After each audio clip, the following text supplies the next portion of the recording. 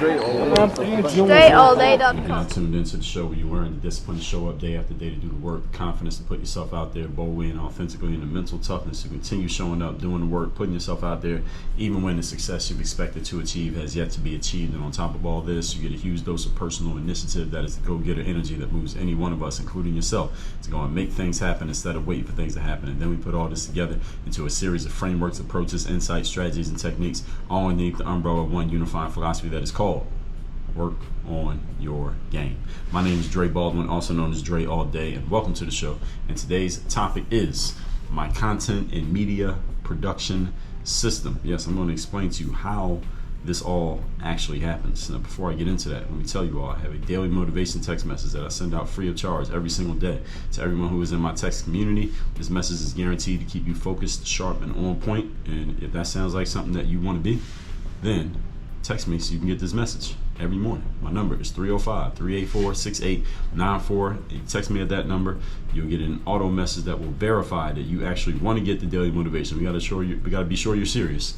Once we know you're for real, then every day when the daily motivation text comes out, you will be getting it. You can even respond to those messages, and yes, I do respond back to text messages, so you can reply to those messages and you'll be talking to me directly. I do respond to my texts, so that number is down below in the description. Secondly, workonyourgameuniversity.com. That is where you get to work with me directly. That's the only place to work with me directly. That's the only place where you can take the stuff that you're learning here on this show and take it to the next level. Because listen, if all you needed was a podcast or some YouTube videos or a book, then shit, I wouldn't have Work on Your Game University. I would just have podcasts, YouTube videos, and books. All right, the reason I got the university is because there is another level that we all need to get to besides just consuming free material, and myself included. So that's why I have the university. So go to workonyourgameuniversity.com. You can see what you need to do to take your next steps to come work with me directly inside the university. Now, with that said, let's get into this topic. Now, I was asked by the folks at Breakfast with Champions. If y'all not familiar who Breakfast with Champions is, it is a conglomerate that has been put together some high-level individuals. These are people who are kind of in my space, thought leaders, business owners, entrepreneurs. It's kind of like if any of you familiar with rap music, it's like the Wu-Tang Clan of thought leaders is Breakfast with Champions, and I am affiliated with those folks over there. And I was hosting a segment of we'll just call it a segment that I have, a regular segment that I have every Monday over there at Breakfast with Champions, that we have traditionally done it through the Clubhouse app, which is an audio app, and then also we're doing some stuff on video, also live in-person events. And I was doing one of my segments on Breakfast with Champions, and my friend Ramon Ray, he's a keynote speaker, business owner. He's sold a few businesses, started several businesses. He's the current person running things over at BWC, the owner of BWC, and he, at the end of one of my segments, said, you know what, Dre, maybe one day you should do a segment explaining what is your system for producing all the content that you produce.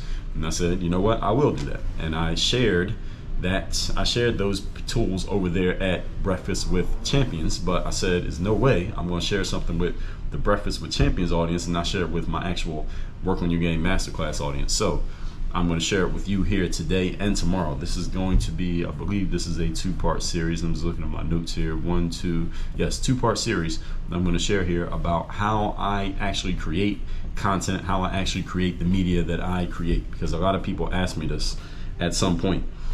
How do you put out so much stuff when it comes to the books? We're talking about paid stuff like the books, the university, and TED Talks, speaking gigs, things like that, and then the free stuff like this show, YouTube videos, the daily motivation text that comes out every single day, and then you land on other people's podcasts, and then you posts on social media and Instagram. How do you do all of this stuff?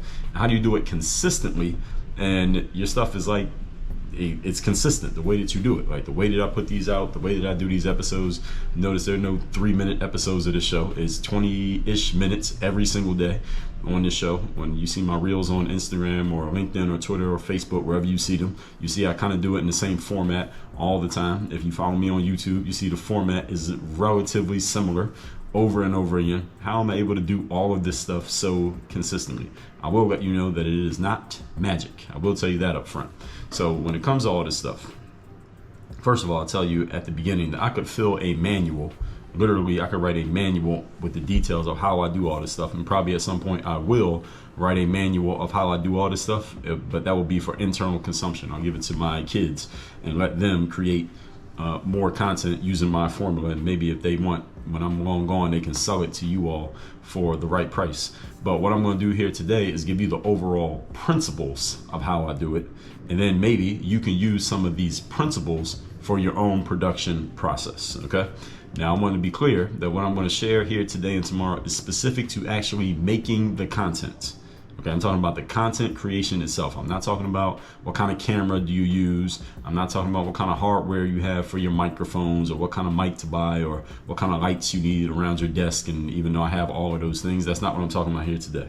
I'm talking about the simple principles for creating content consistently, and quality content consistently. Okay, that's what we're covering today and tomorrow. And as I get into these points, you'll understand where I'm coming from here. Point number one. Today's topic, once again, is I'm sharing you my content and media production system. Number one, everything is material. This is the North Star, the most important point that you need to understand. The reason why Baldwin is able to create as much content as I'm able to create, the reason why I always have a topic, the reason why you can ask me a question, or sometimes people have gotten used to asking me now because they know.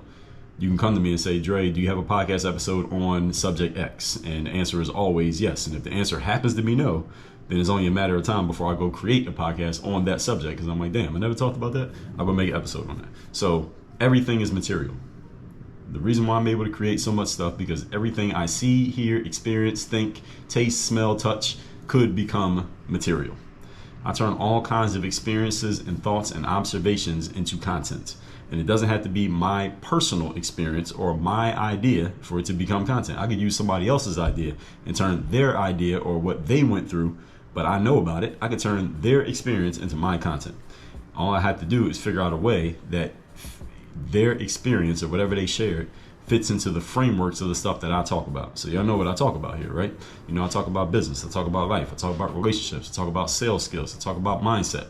I talk about my background in sports. I talk about entrepreneurship. I talk about money mindset. So anything that happens, damn near anything that occurs in my life, I could find some way to angle it back towards what I talk about. There are some exceptions. Some things I can't find a way. I won't use those. But everything else, I can. Let me give you an example.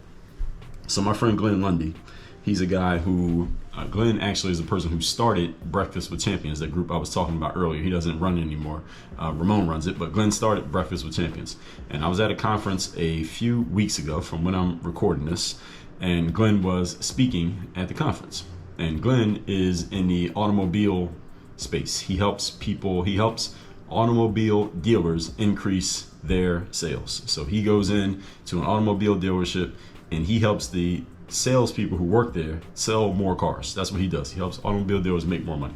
And he was telling this story that, and Glenn does really well at what he does. He actually just recently got himself a private jet. So he has his own private plane. So Glenn is telling his story from the stage at this event about how he's at home and he had a flight the next morning where he was going to see one of his clients. And he had promised his client that he would show up and help him and do stuff, but there's a big snowstorm coming through his town, Glenn's town, that following morning. So Glenn is kind of worried because he's like, man, I'm probably not going to be able to, my pilot is not going to be able to fly the plane in the morning because it's going to be too much snow for him to fly out and for us to get there to meet my client. So Glenn is concerned because he's like, man, how am I going to go meet my client knowing that, I'm not going to be able to fly out. So he's calling his client. He's saying to his client, hey, man, I told you I would be there, and I know there's a big snowstorm coming through. So look, if I'm not going to be able to fly tomorrow morning, what I'll do is I'll rent a car at the airport and I'll just drive down to see you, because Glenn was in I think Kentucky and his client was in somewhere in Georgia. So it was close enough that he'd be able to drive, or at least reasonable for him to drive, if he wasn't going to be able to fly his plane. And he's telling his client all this stuff, what he's going to do, and making sure his client is assured that Glenn is still going to come through and see the client. And the client listened to everything he was saying. The client said to him, Glenn, why don't you just change the schedule of what time your plane is flying out? Why don't you just fly out tonight so you can avoid the snowstorm? Because the snow is not coming until tomorrow morning. Why don't you just fly now so you could be here, so then in the morning you don't have to worry about the snowstorm? And Glenn goes on to tell the story and explain that even though he now owns a private jet, he was still thinking with the mindset of somebody who rents cars. And he went on to tell more of the story, and it was kind of connected to what his overall speech was about. Was like, man, I was still thinking like a car renter when I own a jet. Like, I'm not catching a flight on Delta or American where I have to go by their schedule. It's my plane. I can make the schedule however I want it. So if I want to change it, I change it. If I want to go early, I want to leave late, all I got to do is just change the schedule. It's my plane. And I loved the analogy, and I'm going to, probably by the time you hear this, I've already done it, write an article out of that story. That's not my story. It didn't happen to me. I don't own a plane as of today. I'm still on Delta and American. Y'all should invest in Clear. Great tool that you can use to get through airports quickly, to get through security quickly. But anyway, I'm still in the airports. All right, Glenn has a plane. I'm going to take his story and his situation, and I'm going to analogize it. I'm going to take that, not analogize it, but I'm going to take that analogy that he shared, and I'm going to connect it to something that I talk about and use it for my own purposes, even though none of it had anything to do with me personally. The point is, the reason I'm sharing all that with you is to help you understand. I'm always looking, listening, and observing to ask myself, what can I steal from somebody else and repurpose around my own principles? You get what I'm saying? This is one example of everything being material. So anything that happens, anything I see, anything I hear, anything I read, anything I watch, again, it doesn't have to have happened to me. I can turn it into content. This is something that I have trained myself to do. So when I heard Glenn telling that story, what I did was I pulled my phone out, I jotted down the idea, I opened Google Docs, I just wrote a couple notes about what Glenn said so I could remember what it was about, and then I put it away, I put my phone away. So when I sit down to write that article, I already know exactly what I'm going to share. Basically everything that I just told you. Why? Because that's how I got the idea. That's the idea. It's going to hold that space on paper so I don't have to try to remember it. And I'm going to get to that in a second.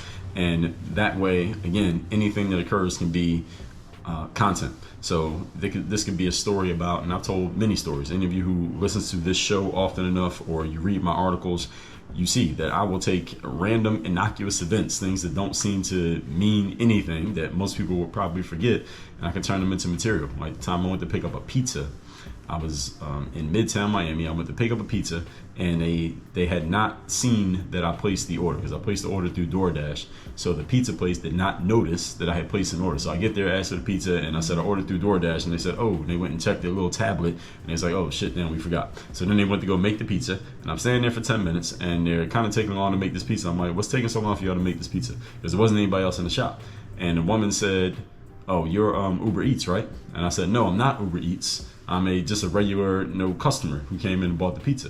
And I could tell by the way she responded to that was that she didn't know that I was a regular customer, not Uber Eats. Now I wasn't in a suit back then.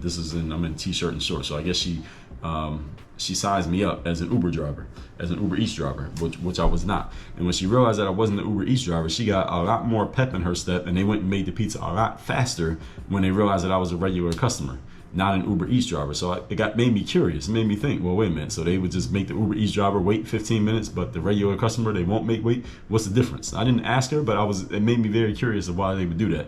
And I decided, in the long run, that I wasn't going to buy from them anymore. And I drew a line from that situation to something that I was talking about business. And I wrote an article about that.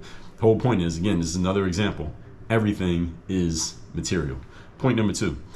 Today's topic, once again, is my content and media production system. And I'm sharing with you the principles of how this works. Number 2, do not trust your memory.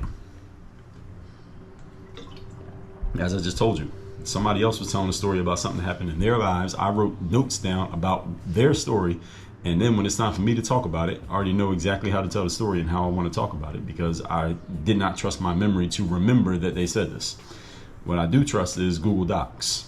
Like the notes that I use to record this very show, I put in Google Docs. The notes for when I do speaking gigs, Google Docs. The notes for when I do any coaching programs. Any of you ever been into any one of my live events, I use Google Docs for my notes. Or what's something else that I use Google Docs for? It was one more thing. My articles that I write. So any of you who's on my email list, you notice that those emails keep coming, right? And my emails are not some short 3 sentences with a link for you to go click on something. There will be links for you to click on stuff. But many of the articles that I send out, you see, those are written out articles. Like I actually write an article. I actually write something and give you a whole thing before I give you the link to go click on something. I usually give you a link to click on something. The whole point is, I write those things out, and I write every word that comes out of Work on Your Game. I am a writer. So any of you who's a copywriter out there, do not email me offering your copywriting services. I'm not interested. I am a writer, so I would never bring anybody to write for me because I'm a better writer than you when it comes to writing the Work on Your Game philosophy. Nobody can beat me. So the whole point is, I use Google Docs so I don't have to trust my memory.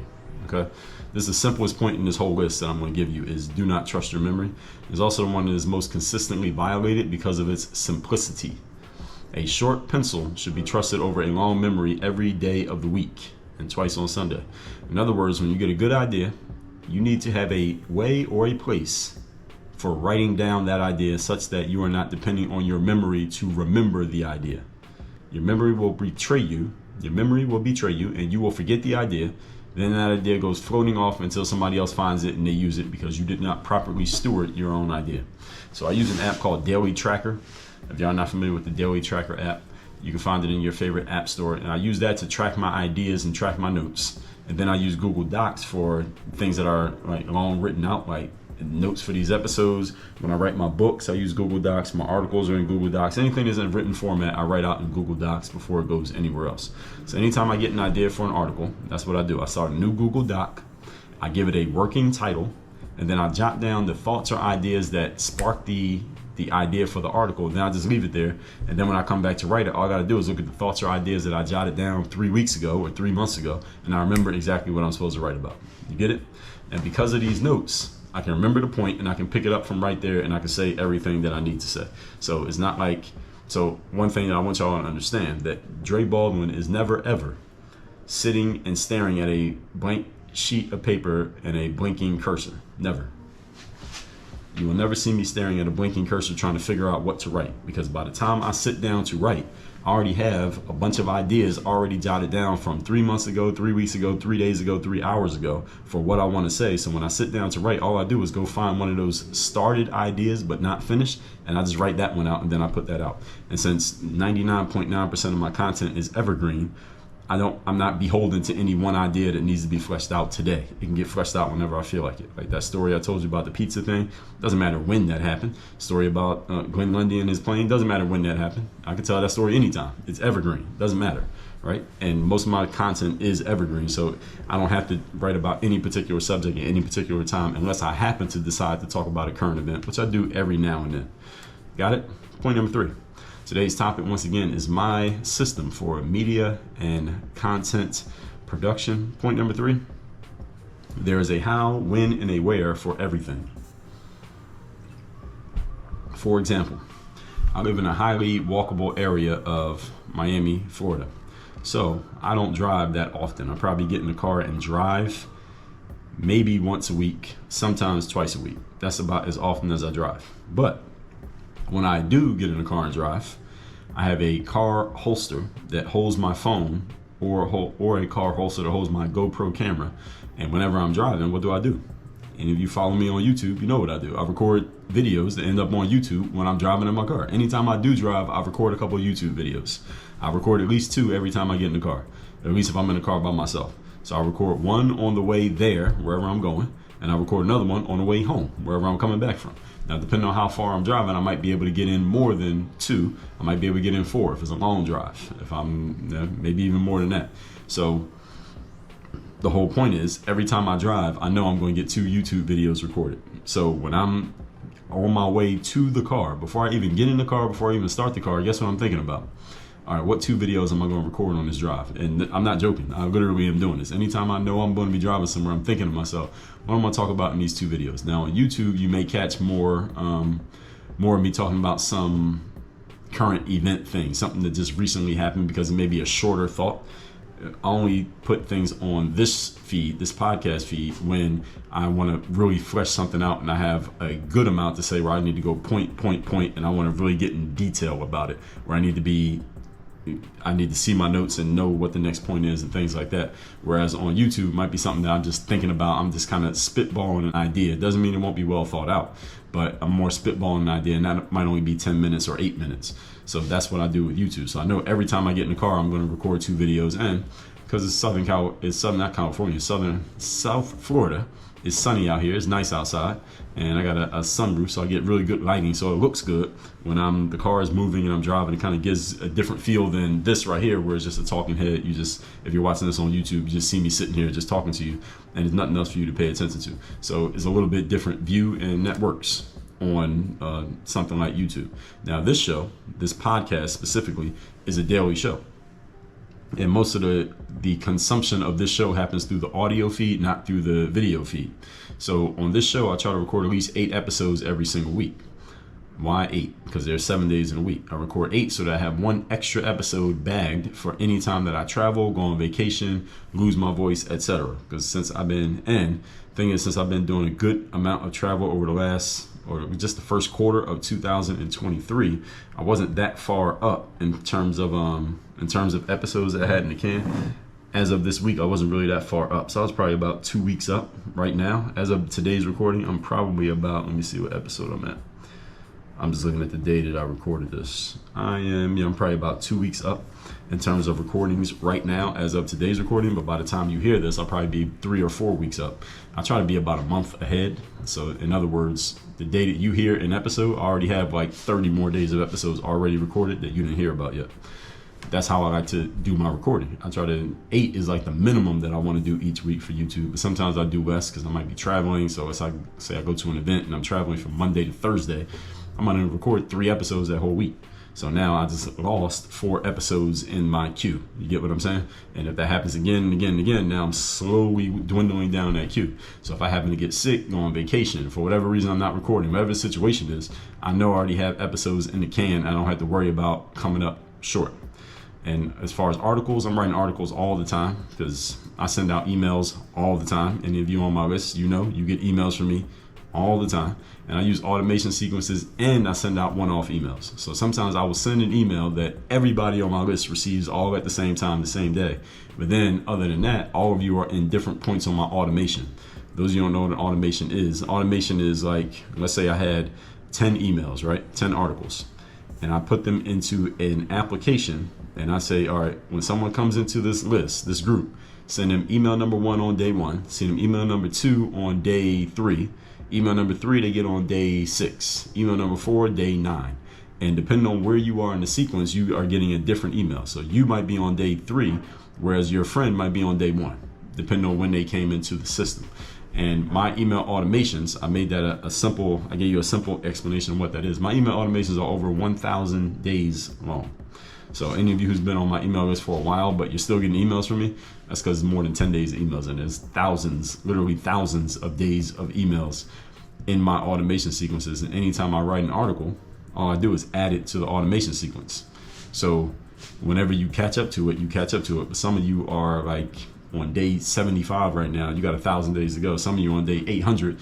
Oh, we got more. Oh, don't worry. I'm not going to run out. As long as I'm alive and breathing, I will be adding emails to those automation sequences. So if you're on my email list, you get emails from me at least 5 times a week.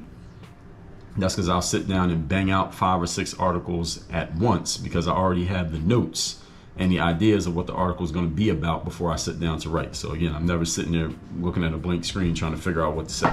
That's a bad strategy and bad use of time. You're trying to figure out what to do. You should already know what's going to be in place. That's the structure part. All right. And then I use an article more than once. And I just told you about the email automation sequence. So that automation sequence keeps the feed fed, and you are the ones who are consuming the feed because I'm adding to it all the time. Same way I do with the podcast, same way I do with social media, all those things. Daily motivation text messages. I schedule those out. Sometimes some people ask me that. I schedule out the daily motivation text messages. So the one that's going to come out tomorrow from the day you are listening to this, I have already scheduled those messages. I already know what's coming out before it comes out. So I already wrote that text message and had it scheduled to send to you before it actually goes out. And I'm not sending that from just a regular iPhone group text. That's not what that is. In case any of you was wondering if that's what it is, that's not what it is. There's an application for that. And I talked about that actually when I did the episode where I talked about why I kept the daily motivation back in episode 2330. All right, so all that said, let's recap today's class, which is part 1 of 2, my media and content production system.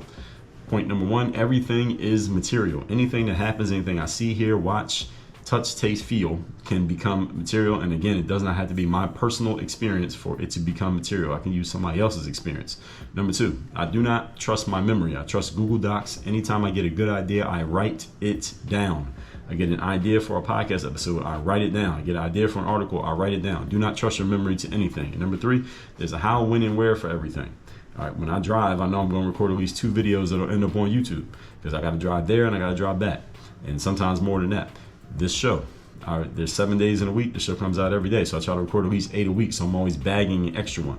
When it comes to articles, I already told you how I do that. I write down the idea in Google Docs, then when it's time for me to sit down and write articles, I can knock out 8 or 9 articles at once. Why? Because I already have the ideas in place. All I got to do is just, oh yeah, that's the idea, boom, just write it all out. So I'm never staring at a blank screen trying to figure out what to say. Tomorrow we'll go into part 2 of this. Text me, get my daily motivation every day for free straight to your phone. My number is 305-384-6894, and workonyourgameuniversity.com. That's where you get to take your next step, working with me directly on your mindset, your strategies, your system, and your execution. That's workonyourgameuniversity.com. Work on your game. Dre all day.